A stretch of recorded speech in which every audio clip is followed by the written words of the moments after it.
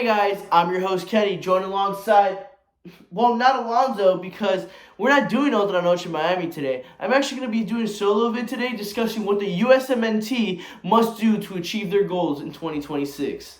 So the U.S. competed in this World Cup after shockingly missing the 2018 edition, and that total debacle led to a complete new revolution inside U.S. soccer. Veterans were kicked to the curb, Bruce Arena was taped to a rocket and sent to Mars, and the entire U.S. Soccer Federation as a whole focused on qualifying for the 2022 World Cup in Qatar. So the soccer revolution that I like to call it, it started with an influx of American talent going overseas to Europe and playing at top tier clubs. You know, before we used to have one or two Americans playing on maybe mid-table clubs in Europe, not big tier clubs. That was one or two. Then those one or two turned into one or two Americans that played at top tier clubs, Champions League clubs. Those one or two turned into five or six, and then five or six eventually turned into this plethora of young Americans in Europe that we now have. It's safe to say that we're currently living in a time period where the soccer talent in the U.S. has been the highest it's probably ever been. Anyways, after all that, we did finally qualify for this World Cup, albeit a rocky qualifying campaign. We waited eagerly to see what teams we would get drawn with, and then we saw the group, and it was a pretty decent group. We had England, the clear juggernauts, and then you've got Wales and Iran as tough opposition, but beatable opposition. And, of course, once the media and influencers wanted to go and make their predictions, they started to write us off, saying, oh, they're going to be 3 and done. They're just there for participation awards. They're not going to do anything. And anybody that really followed this team as a fan, you could confidently say to those people, you don't know what you're talking about. We believe in this team, and we see the potential this team has. And these young guys at this World Cup proved everyone like that right by advancing out of the group stage. And to be fair, everything looked gloomy after dropping those points to Wales on the silly penalty late into the game. Going against England, we knew that even if we lost, beating Iran on the third day would see us through. Yet we left with a point, luckily enough, but bad luck, not good luck, because we looked way more dangerous than England in that game. We created better chances, and we were very unlucky to not get out of there with 3 points. Going into this Iran game, again, we knew we had to put our nuts on the line. Pulisic took that literally. We knew we had to win. If not, Iran goes through.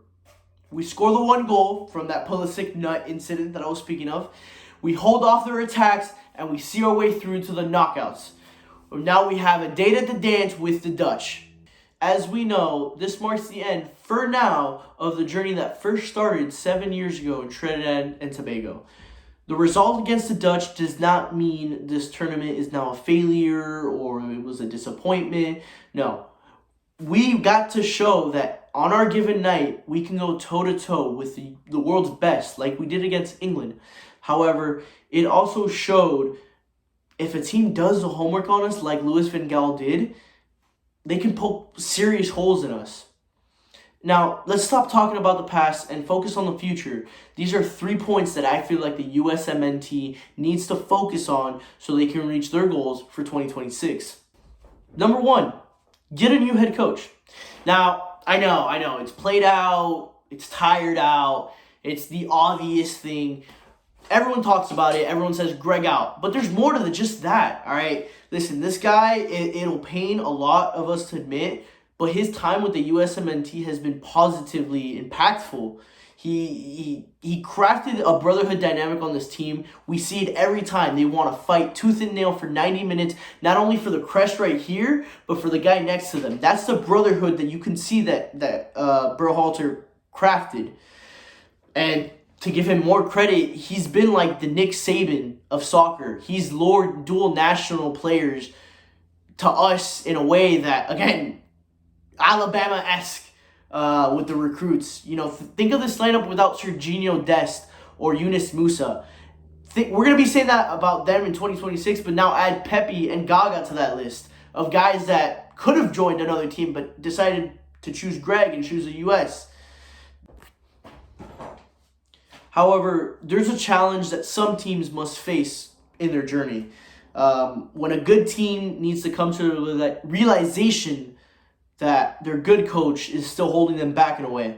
For my basketball fans, think about Mark Jackson with the Warriors. He was coaching before they went on their dynasty. He coached up the Splash Bros. He unleashed the Splash Bros on a league that was just getting into the three-point frenzy they're in now. He guided the Warriors back to the playoffs. They weren't really a playoff team for a long time, and he built up, that core at least. And before the 2015 season started, both parties went their separate ways, and the Warriors brought in Steve Kerr, and the rest is history. And I'm not trying to say that the U.S. has that Warriors talent or that we have the Stephen Curry of soccer, because we have the LeBron James of soccer, right? Just kidding. What I'm trying to say is that Greg has done good in the time that he has with us, but there's not really much else to do. And I think it's time to look for the new face to lead us into the new era. And this new face has got to be someone who can form a tactical ideology that supports this team's strengths and gives us the opportunity to go toe-to-toe with whoever we face on whatever given day. I'm not going to sit here and pretend that I have a short list of candidates that fill every box. So I'm not going to try to name names or name anybody who I would like to see. Preferably, of course, an American would be the perfect person for the job. But I am not opposed to going out and signing, a foreign manager. And that leads me into point number 2. It's face tougher competition. And I get it, all right? There is a cap on what the U.S. can accomplish while being in CONCACAF, all right? I get it. It's not the most prestigious. The Gold Cup, blah. The CONCACAF Nations League, blah. I get it. As a confederation, we're weak. And I do also agree to the notion that we need to schedule tougher competitions for whenever the time comes, Beating up on Grenada and Martinique are not going to get us to where we need to be. I understand that. However, there needs to be we need to relax and pump the brakes on our ambitions, because I've seen some people say we need to join South America's Confederation, CONMEBOL. I can't never pronounce it. But yeah, they're saying that, and I'm just like, what has the U.S. done? What have we done as a team to warrant a move like that? I know it makes us feel like we're some college joining the SEC, but there's levels to this. We can't just be jumping into that confederation, because you got to ask yourself, what have we done in CONCACAF with this great generation of ours? We've accomplished a lot, but let's go through them. Winning the Gold Cup, we won it with our B team, which is great. Wow, but we could barely beat Qatar with it, and then it took us 117 minutes to beat a really bad Mexico team. Did we dominate the CONCACAF Nations League? Did we? If it wasn't for Sargent's goal line clearance against Honduras, we would have never been in the opportunity to have that iconic win against Mexico in the finals. Did we dominate the World Cup qualifying? No, we were tied with Costa Rica on points. If it wasn't for a goal differential, we would be in an intercontinental, a playoff. We'd be in a playoff. So I ask yourself again, do we warrant leaving CONCACAF? I think for sure find a way into Copa America 2024. Be one of the invitees that they invite. That would be a perfect opportunity to take that step that I'm talking about, face the competition we need to face. I think that's a very solid opportunity for us. Join the Copa America. I also do think now in this 2026 cycle, we don't have World Cup qualifying to worry about. So we have the chance to go ahead and schedule those tough friendlies. Go face Spain in Madrid. Go face France in Paris. Go down south, face Brazil in Rio, Argentina in Buenos Aires. You might get smacked around, but that's what this team needs from time to time.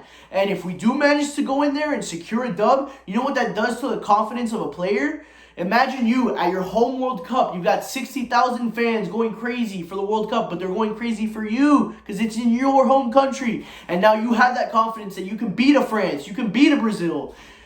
That makes the team very, very deadly and dangerous, and that's what the U.S. needs. That's a lightning in a bottle that the U.S. needs to look to capture for 2026. So we're going to move on to our last point, number 3. It's going to be a quick one, and that is the MLS. The MLS gets a bad rap from time to time, and from time to time, it's warranted, but other times, and most of the times, to be fair, it's unfair, and the league is overlooked and underestimated. So there is a very clear and important niche that the USMNT needs the MLS to fill. All right, it's 2 words: pipeline. If the MLS as a league can accept this role and focus on being the pipeline for Americans, not only will that benefit the USMNT, but it will also benefit the MLS. the MLS will never be at the level of a Premier League. Let's get that through our minds right now. That's just never going to happen, all right? But it can reach a level where it's highly regarded in the international world and even considered top 10. You know, I can see the MLS turning into a top 10 league if they do it right. And again, like I said, that pipeline and that launching pad for a lot of young and brilliant careers. A young league where its academies are filled to the brim with promising teams. You know, just wonder kids everywhere, hopefully. One step to help achieve this respect for them would be trying to find a way to get MLS into the Copa Libertadores, the basically South American Champions League.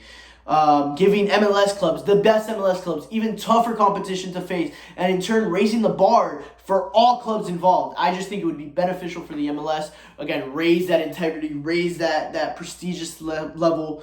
And I think that ends my third point. And again, these are just my three big, I feel like, in U.S. Soccer Federation headquarters, just be on a bulletin board.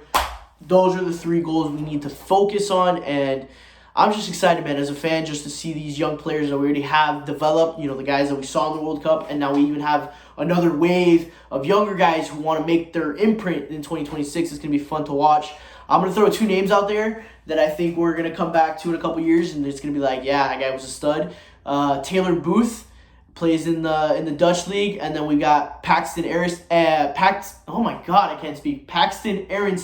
Brendan Aaronson's younger brother, played on Union, and now he's getting a transfer. Man, I forgot what club he signed to, but it's huge, man. Another hopefully American making waves in Europe, and I think that's just going to be the trend. We're going to see even more, and it's just going to become a normal thing, and I can't wait for that to happen.